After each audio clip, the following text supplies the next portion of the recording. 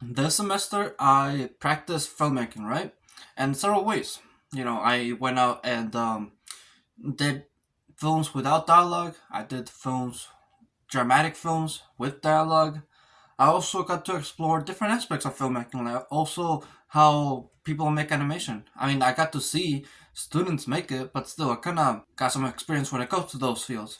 However, one of the fields that I believe I excelled at and I did well at, and one that helped me become more free in my acting was comedy. In my acting class, right, we got to talk about two scripts, Weatherby and Bridesmaids. Bridesmaids is a comedy film. And different genre, obviously, like, comedy is gonna work differently than drama, which was Weatherby. And so this led to us working on Bridesmaids, and it was to a great success, at least for me. One of the challenges that the thing is, I didn't really go into the same mindset as I did when it comes to Weatherby, because with it, I went in like I have to be serious, I have to be, I have to be dramatic, and the thing is, you can achieve those things while improvising. One of the best things about comedy is the fact that you can use a lot of improvisation. You can use it like probably most genres anyway, but it could be most, you know, improvising eventually most of the time leads to comedy, right? Leads to some you doing something funny. It could also lead to, like, again, different emotions, different genres, different outcomes. But generally, for my experience at least, improvising helped with the comedy aspect and also being more free. Because if you improvise and if you add your own ideas, you're gonna be more free to do whatever you want, right? And also, you don't have to do as much character research because the message of the movie is so clear. At least, like, for Bridesmaids, at least the message was all about how, you know friends leave, they change. Also, you can find love along the way. It's more of a rom com, if anything else. And it's a very simple story. It's very easy to understand. Whereas Weatherby, it's more complex. It's more harder to understand and apply to scenes because the main message of the movie was shown towards the beginning of the movie, right? Well, the script. We didn't watch the movie. We just read the script. But the main message is clear at the beginning, and it's hard to. It's like, since the message is like, the one scene from Jujutsu Kaisen where Geto says, "Are you Satoru Gojo because are you the strongest, or are you the strongest because you're Satoru Gojo?" That same line, it's literally the same thing with when it comes to Weatherby. I believe there was like a line that she says like, "Do we become the way we look, or do we look the way we are," or something like that. And at first glance, I was like really confused about this. I was like, "What does that mean?" Because even when I first saw that clip from Jujutsu Kaisen, I was still confused. So, it took me a while for me to process what that means and how can I translate that into other parts of the story, because it does show in your performance. It also shows in your directing as well. Because if you don't know what the movie's about, what you show, like, it's gonna show. No matter if it, even if it's not through the performances, the actors, maybe like your editing, your style of directing, how you chose to have things, it's gonna show. And I can see why my professors were more critical when it came to Weatherby, because yeah, like, drama is one genre that I believe is like a high risk, high reward. What I'm trying to get is like, it's really hard to get, but like, if you master it, there's gonna be like higher rewards. There's gonna be like, lots of people are gonna praise it, lots of people are gonna like it, and yeah, gonna be very rewarding. Think of like movies like what's it called, Whiplash, Marriage Story. Those kind of movies are recognized by a lot of people, and most people say that they are really good movies. So I can see why our professors wanted to practice drama first and then comedy, because if we started with comedy, right, we wouldn't have known the basics of characters. Sure, they would have still taught us how to do character research and scene research, right? But since it wasn't as complex as it was for drama, we probably have put in as much effort as we did with drama. So, with what I'm trying to get at with all this is the fact that one way in which you can make a comedy film easier is by practicing through making drama films first. It depends on what you like, what your learning process is.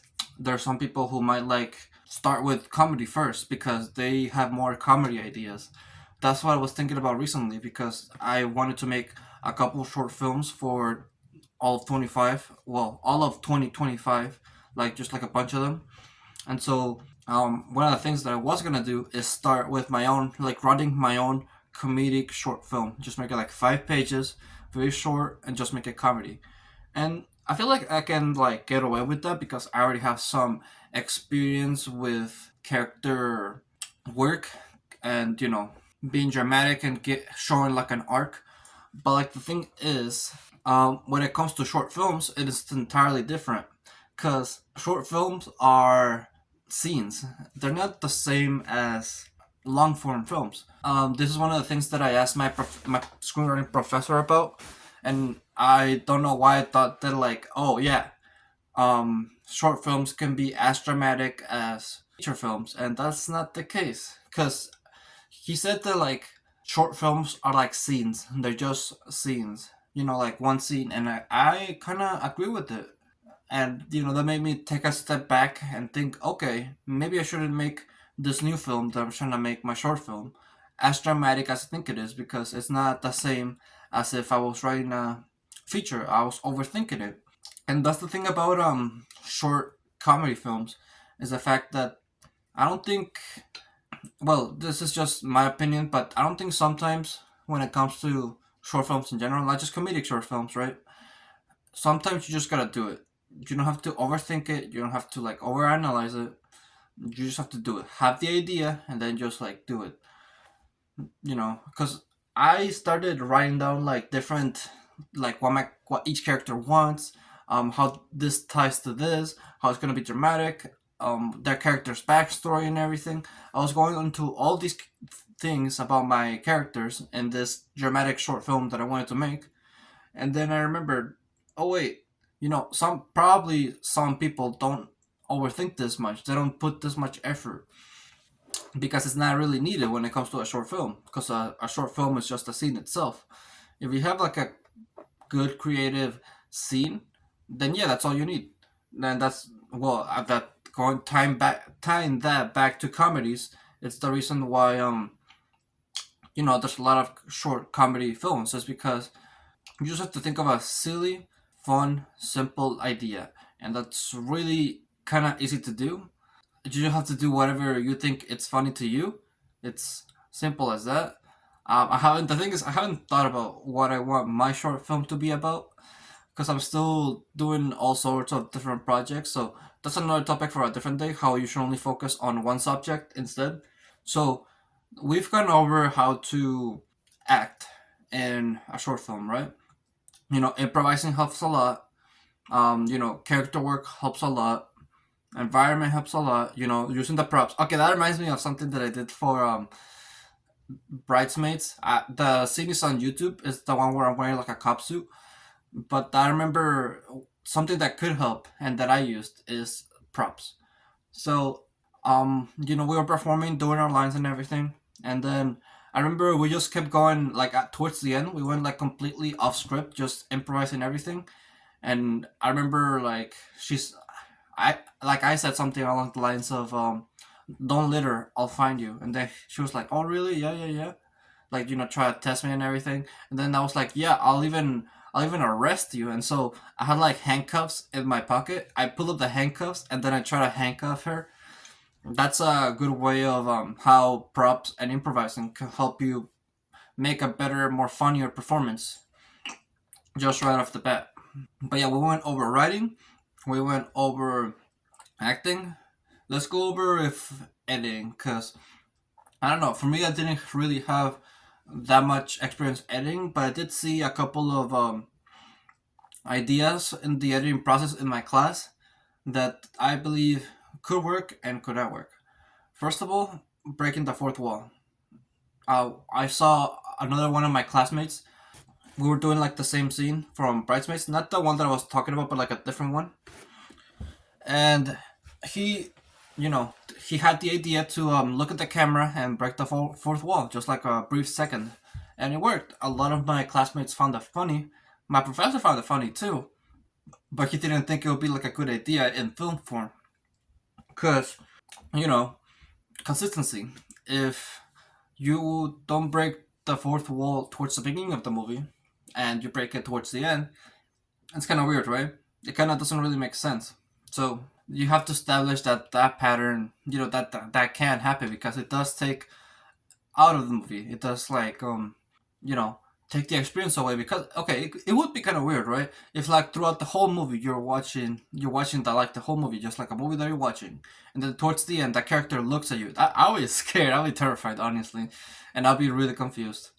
This is like the same thing when it comes to my scene, the ring scene in Bridesmaids, where I play Lillian. I'm a female on that scene, but my director chose to add a sound effect, and that's kind of breaking the fourth wall, kind of not.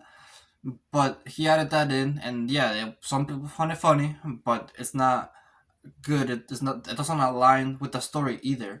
If breaking the fourth wall like is not aligned with the story, like with the character, it's not like it doesn't really make sense tonally with the character. Like it's not something that I can explain. It's something that like you can only experience. That's something like but I feel like you know what I'm talking about too.